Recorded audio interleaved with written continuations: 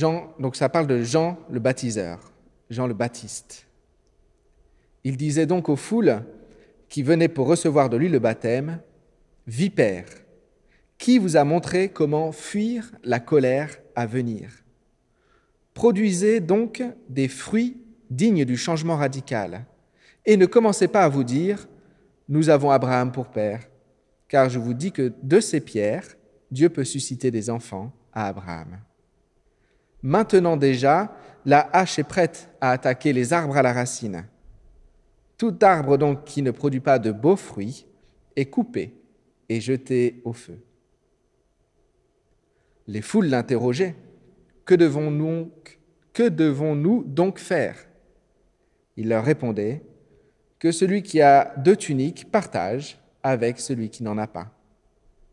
Et que celui qui a de quoi manger fasse de même. » Des collecteurs de taxes aussi vinrent pour recevoir le baptême. Ils lui demandèrent « Maître, que devons-nous faire ?» Il leur dit « N'exigez rien au-delà de ce qui vous a été ordonné. » Les soldats aussi l'interrogeaient « Et nous, que devons-nous faire ?» Il leur dit « Ne faites violence à personne, n'accusez personne à tort et contentez-vous de votre solde. » Comme le peuple était dans l'attente et que tous se demandaient si Jean n'était pas le Christ, il leur répondit à tous « Moi, je vous baptise d'eau.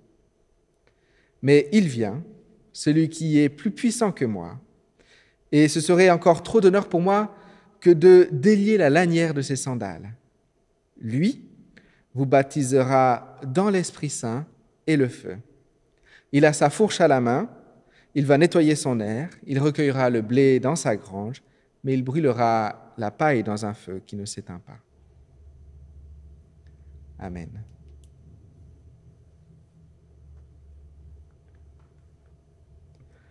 Bon, voilà, ça fait 5 semaines qu'on parle des conséquences du don de l'Esprit Saint sur l'Église et sur la vie des croyants. On a parlé de louanges extravagantes, d'unité au-delà des différences, de changements personnels profonds, de partage de tout. Toutes ces choses que l'Esprit Saint a donné aux disciples de vivre et qui a donné donc du coup à la première Église de vivre et qui ont fait que cette première Église a changé la face du monde. Aucune organisation, je pense, ne peut se vanter d'avoir autant impacté le monde que la leur. Voilà. Aujourd'hui, 2000 ans plus tard, presque un tiers de la population mondiale, 2,5 milliards de personnes disent appartenir à l'Église. C'est parti de 12 campagnards du Moyen-Orient, remplis du Saint-Esprit. Je crois qu'on peut dire, voilà, sans trop hésiter, que l'Esprit Saint a eu un petit effet dans la vie de leur Église. Et à travers elle, sur leur ville, sur leur région, sur le monde, à travers les époques. Voilà. Et là, après 5 semaines à parler de cet effet de l'Esprit Saint, de l'effet de la présence de l'Esprit Saint sur l'Église, je voudrais faire une pause avec une question. La question c'est « Et nous ?» Et nous? Quels effets on a vus? On est plus que 12. Quels effets on a vus dans notre vie et quels effets on a vus à travers nos vies, par notre Église, dans notre ville, dans notre région, dans le monde? Et c'est cette question-là que le prophète Jean-Baptiste a posée à ceux qui se faisaient baptiser. C'est cette question qu'il leur a posée quand il a dit « Produisez donc du fruit digne de votre changement radical. » Comment? Qu'est-ce qu'on doit faire? Demandent les gens. Ils étaient conscients de leurs péchés. Ils voulaient que Dieu leur pardonne. Ils voulaient être aimés. Ils voulaient changer de vie. C'était des gens normaux. Il y avait parmi eux de tout, des gens comme vous et moi, aussi des collecteurs de taxes, c'est-à-dire les gens les plus détestés à l'époque. Il y avait des soldats, des gens de tous les âges. Et ces gens-là voulaient simplement être réconciliés avec Dieu, plaire à Dieu. Que devons-nous faire? Quel fruit de notre changement Dieu attend-il? Et alors Jean, devant cette question, il commence à répondre en détail, à chacun selon sa situation, Soyez généreux. C'est ce qu'il répond à la première personne qui lui pose cette question. Soyez juste. C'est ce qu'il répond au collecteur de taxes. Soyez différents. C'est ce qu'il dit en gros au soldat qui lui pose la même question. Et puis il conclut, avant qu'une quatrième personne lui pose encore une fois cette question-là, il conclut en disant « Moi, je vous baptise d'eau, mais il vient, celui qui est plus puissant que moi, et ce serait encore trop d'honneur pour moi que de délier la lanière de sa sandale, lui vous baptisera dans l'Esprit Saint et dans le feu. » Lui vous baptisera dans l'Esprit Saint et le feu. Et elle est là, la clé, pour passer du vouloir au faire. Ils veulent changer de vie radicalement, ils veulent produire du fruit qui plaise à Dieu, et Jean leur dit, voilà, il ne suffit pas de croire, de se repentir, de se faire baptiser, que votre conversion se voie et qu'elle fasse une différence dans le monde. Et il leur donne la clé pour ça. Je vous ai baptisé dans l'eau, mais lui, il vous baptisera dans l'Esprit Saint et le feu. C'est sa venue à lui qui sera décisive. Et il parle de Jésus, évidemment. En Jésus est la clé pour dépasser notre hypocrisie involontaire. Cette religiosité qui donne au monde une si mauvaise image de Dieu. Sa venue et sa présence dans nos vies, c'est la clé pour ne plus seulement croire et vouloir, mais aussi vivre et donner à voir. Manifester la bonté de Dieu. Pas seulement en parler, mais montrer, accomplir, manifester. Parce que c'est vrai qu'il peut y avoir, si on est honnête, vraiment une certaine hypocrisie au bout d'un moment. De la part de l'Église dans son ensemble, pas forcément de chacun individuellement, mais de la part de l'Église, de sans cesse parler de l'Évangile, parler de l'amour de Dieu, mais finalement, s'il peut le vivre et le partager. Comme un groupe, parler de Jésus, aimer Jésus, exalter Jésus devant tous, mais finalement, pour la plupart d'entre nous, individuellement, vivre sans être déraisonnablement généreux. Vivre sans être juste radicalement juste, personnellement. Vivre en acceptant de contribuer au pillage des ressources ou à l'exploitation du travail d'autres simplement pour notre propre confort. Ça, j'essaye de reprendre, vous avez reconnu, les réponses que Jean donne à ceux qui l'interrogent sur les fruits que Dieu attend d'eux. Du coup, dans son ensemble, l'Église, bien souvent, parle beaucoup plus qu'elle ne fait. Et c'est dramatique. Pas tant parce qu'elle se décrédibilise, mais aussi parce qu'il y a tant à faire au nom de Dieu dans ce monde. Donc pour vivre une foi vraie, entière, pour passer du rêve à l'action, ce qui est urgent maintenant, la clé, elle est là. Jésus nous baptisera avec l'Esprit Saint. Nous recevrons la présence de Dieu dans nos vies et nous continuerons de la recevoir. Nous pourrons dire avec une confiance pleine, j'ai reçu Dieu dans ma vie. Et je continue de recevoir sa présence intense, sa présence totale, sa présence active. Je diminue et lui grandit en moi. Ma vie est à lui et lui, il agit puissamment à travers ma vie. Ou comme Paul, ce n'est plus moi qui vis, c'est lui qui vit en moi. Les gens qui cherchent à se faire baptiser par Jean, ils vivent une repentance, ils mettent leur foi en Dieu, mais il y a encore en eux, malgré tout, un fond d'égoïsme. Ils le font pour eux, par amour pour eux-mêmes d'abord, parce qu'ils sont simplement à la recherche d'une meilleure vie, à la recherche d'un salut qu'ils savent qu'ils ne pourraient pas l'obtenir par eux-mêmes, tout seuls. Et ils ont raison. Ils ont raison. En fait, c'est un passage obligé, je crois. On vient à Dieu pour qu'il nous sauve. Et s'il a mis en nous cette soif de vie, ce désir d'être sauvé, ce désir de connaître joie, paix, bonheur, c'est bien pour qu'on le recherche et pour qu'on le trouve. On a soif de vie, on a soif de Dieu. Il y a quelque chose de fondamentalement égoïste dans la notion même de salut. Et c'est comme ça, on passe par là. Mais on n'est pas appelé à rester là. On passe par là, mais on n'est pas appelé à rester là. Le principal problème de l'Église est que la plupart d'entre nous, on reste bloqué à ce premier stade. On comprend, on recherche ce que Dieu veut nous offrir, son amour, l'assurance et la joie qui vont avec. On comprend et on confesse les grands principes de la foi chrétienne et on vit une vie de témoignage et de service raisonnable, raisonnablement. Service aux marges de nos vies, dans les temps libres, avec les ressources disponibles, en trop, quand on n'est pas trop fatigué par d'autres choses. Mais quel fruit ça produit, ça? Quel fruit ça produit quand parfois, waouh, miracle, aujourd'hui je n'ai pas caché que j'étais chrétien. Peut-être que ça produit simplement les fruits de l'Église d'avant la Pentecôte. Avant la Pentecôte, l'Église n'était pas sans le Saint-Esprit. Les disciples n'étaient pas sans connaître Jésus. Ils n'étaient pas sans croire en lui, évidemment. Du coup, en fait, le parcours des disciples est la plus belle démonstration du fait qu'on peut croire en Jésus-Christ, être né de nouveau véritablement, sans avoir encore été baptisé dans le Saint-Esprit. Et en fait, ça arrive souvent, et les disciples n'en sont pas le seul exemple dans la vie. On peut être chrétien, être né de nouveau, sans avoir reçu le baptême du Saint-Esprit. Il n'y a rien de choquant là-dedans au final, rien de troublant à dire ça, parce que dire ça, ce n'est pas nier la foi de certains, ni nier la présence de l'Esprit Saint dans la vie d'autres chrétiens. Ce n'est pas dire qu'il y a des chrétiens de première classe et des chrétiens de seconde classe.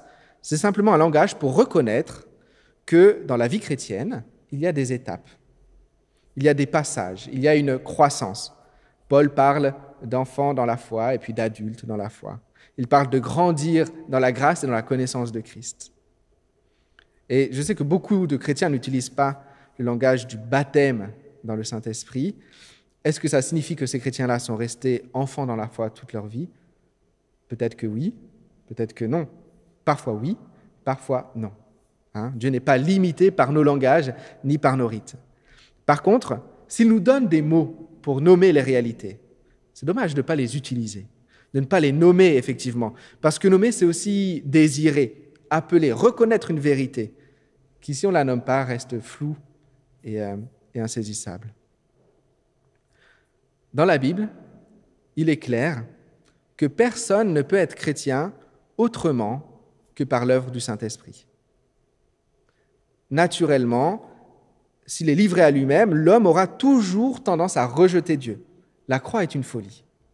Si on est chrétien, aujourd'hui, si vous êtes chrétien, c'est toujours parce que le Saint-Esprit a travaillé en nous et nous a donné de vivre de manière miraculeuse cette illumination, cette capacité de voir notre péché et de voir en Jésus l'amour et le pardon de Dieu et de naître de nouveau.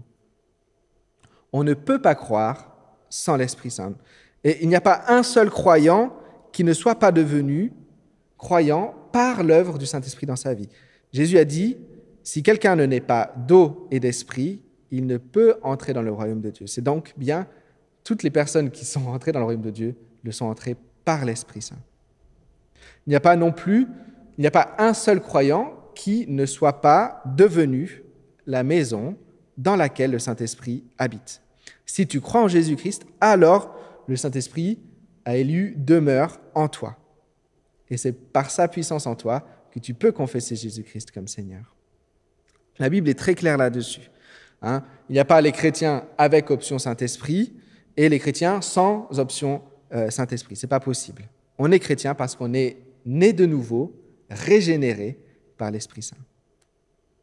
Donc avant la Pentecôte, les disciples étaient régénérés par l'Esprit Saint, nés de nouveau par la puissance de l'Esprit Saint, habités par lui, purifiés par lui, mis à part par lui. Ils n'étaient pas sans l'Esprit Saint. Pourtant, Jésus ne les avait pas baptisés dans l'Esprit Saint. Il leur a dit d'attendre. On peut lire dans Actes 1. Comme il se trouvait avec eux, il leur enjoignit de ne pas s'éloigner de Jérusalem, mais d'attendre ce que le Père avait promis. Ce dont, leur dit-il, vous m'avez entendu parler. Jean a baptisé d'eau, mais vous, c'est un baptême dans l'Esprit Saint que vous recevrez d'ici peu de jours. Et quelques jours après, jour de Pentecôte, ce don promis va descendre sur eux. La promesse de Jean le Baptiste va se réaliser et ils entreront, et l'humanité entrera avec eux, dans un âge nouveau. Et une chose que je trouve vraiment très intéressante, c'est que avant la Pentecôte, je ne sais pas si vous l'avez repéré, mais l'Église, quand on lit Acte 1, on voit que l'Église, elle s'occupe d'elle-même. On voit qu'elle recherche la sécurité, on voit qu'elle ne fait pas trop de bruit. On se rassemble pour prier, on choisit un 12e apôtre pour remplacer Judas, qui est parti. Ils ne sont pas inactifs. Ils s'occupent de l'Église. Voilà, ils ne sont pas inactifs, mais on ne peut pas dire non plus qu'ils impactent réellement Jérusalem. Par contre, au moment où Jésus les baptise dans l'Esprit et le feu, à la Pentecôte, là, ils sortent. Là, ils parlent à des étrangers. Là, ils arrêtent de se cacher et le mouvement est enfin lancé. Pas le mouvement pour changer l'Église, ça c'était avant, mais le mouvement pour changer le monde. Ce mouvement-là, il est lancé et il ne s'arrêtera pas. Et en fait, après, tout le livre des Actes est un commentaire de ce fait. Ils ont reçu le don promis, ils ont été baptisés dans l'Esprit et le feu, et voilà ce qui en a découlé. Le livre des Actes décrit les conséquences de ce baptême-là pendant 28 chapitres palpitants. Voilà. Après leur nouvelle naissance par l'Esprit Saint, qui les a sauvés et transformés, leur baptême dans l'Esprit Saint a été le point de bascule qui leur a permis d'impacter le monde, d'être efficaces, d'aimer réellement au nom de Jésus. Jean le Baptiste, il a dit peu de choses sur Jésus. C'est lui qui était chargé d'annoncer sa venue pourtant, mais il n'a pas dit grand-chose sur lui. Mais dans le très peu de choses qu'il a dit sur lui, il a dit « Il vous baptisera dans l'Esprit Saint et le feu ». Ça fait partie du cœur, ça fait partie de l'essentiel.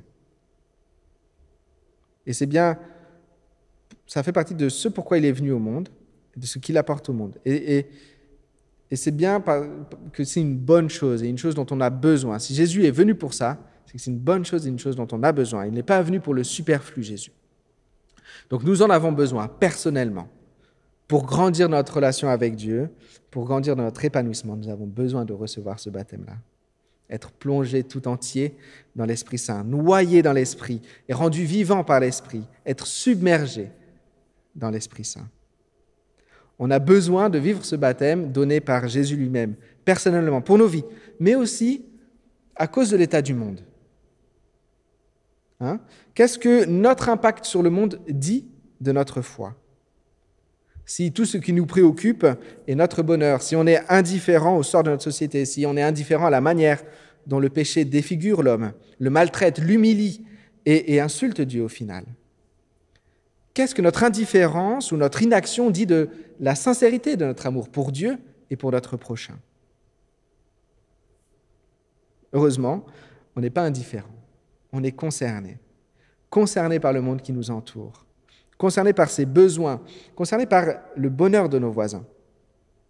Et c'est aussi pour ça qu'on doit désirer de tout notre cœur le baptême dans le Saint-Esprit. L'Église ne peut pas se permettre de rester à l'intérieur à s'occuper d'elle-même.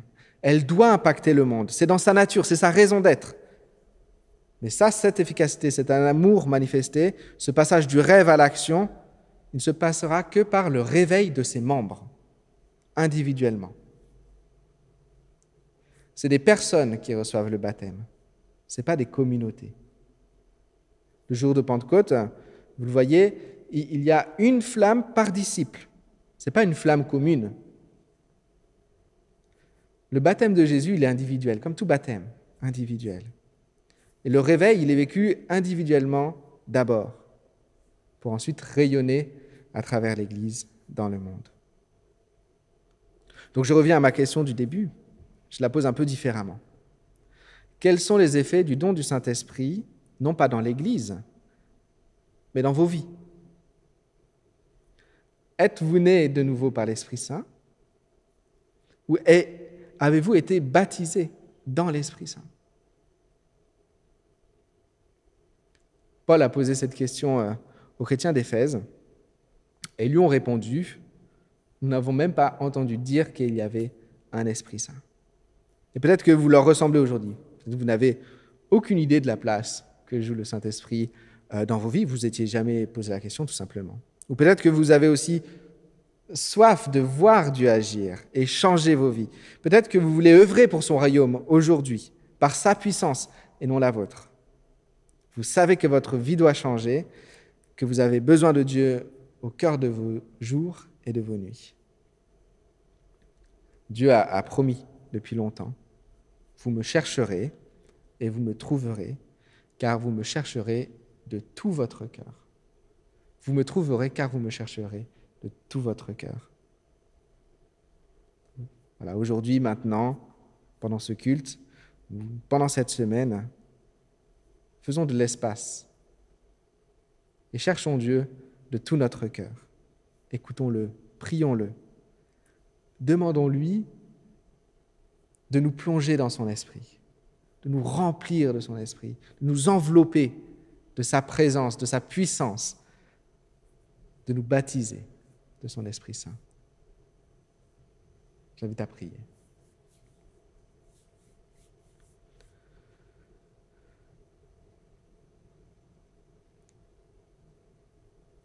Oui, Saint-Esprit, descends sur ton Église maintenant. Tu nous vois, nous sommes éparpillés un peu partout. Mais descends sur ton Église là où elle se trouve.